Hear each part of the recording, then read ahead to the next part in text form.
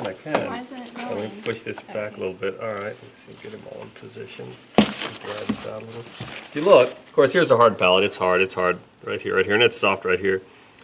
Watch as I pull out his tongue here a little bit. See this thing right here? That's the epiglottis. Note it was above the soft palate. That's just, you know, for a human that would be really weird, unless you're a newborn. So the soft palate is actually up. This is a larynx. It's up above the soft palate in these guys. That's what I was talking about in the lecture. Here, I can see it on this one. So that is the epiglottis. Now what I'm going to do, I'm going to remove or reflect, cut back this soft palate for a moment. So of course if I'm up above the soft palate now, what we're looking in is the nasopharynx, and I should be able to find, with a little luck, the openings to the auditory tubes or eustachian tubes that go to the middle ear.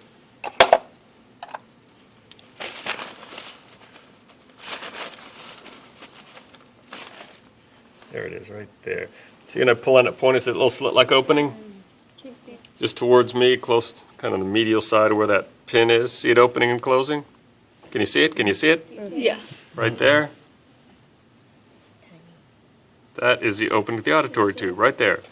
So that's up in the nasopharynx. See it? If you follow that out, of course, you'd be up in the middle ear.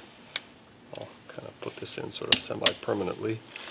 All right, now, on a few of these, this is about as far as you have to go, really, because there you got the epiglottis, that's part of the larynx.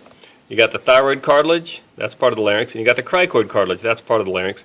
Then you got the trachea, primary, secondary, tertiary bronchi, the various serous membranes, lobes of the lung, intercostal muscles, you know, diaphragm, that's about it. But sometimes, for one of them, you don't need to do that. That's as far as you have to go on yours. I'm going to take this one a little bit further. I'm going to go ahead and pull out the larynx so we can see it kind of isolated from the cat.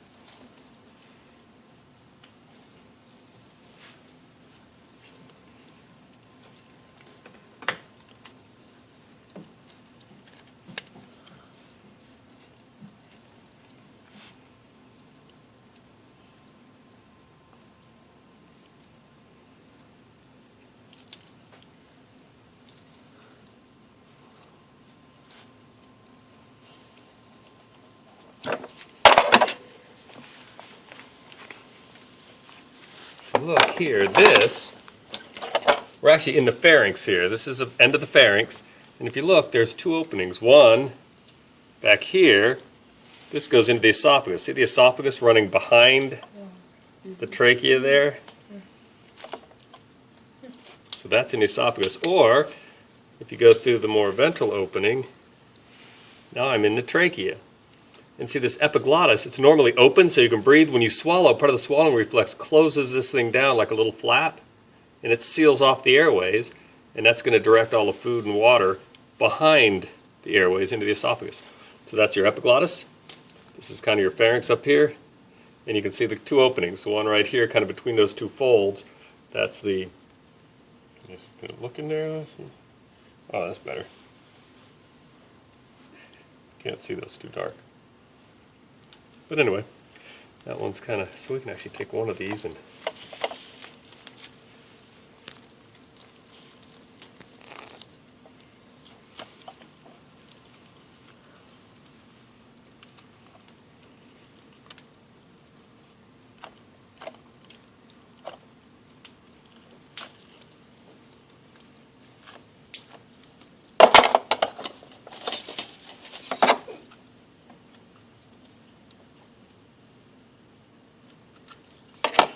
there's your respiratory system all isolated from the cat. So you got your lobes, primary bronchi, secondaries, tertiaries, trachea, and your whole larynx is up here.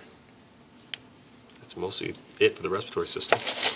So check that out in your cats. Then, oh, let me see what kind of models you've got here. You should have.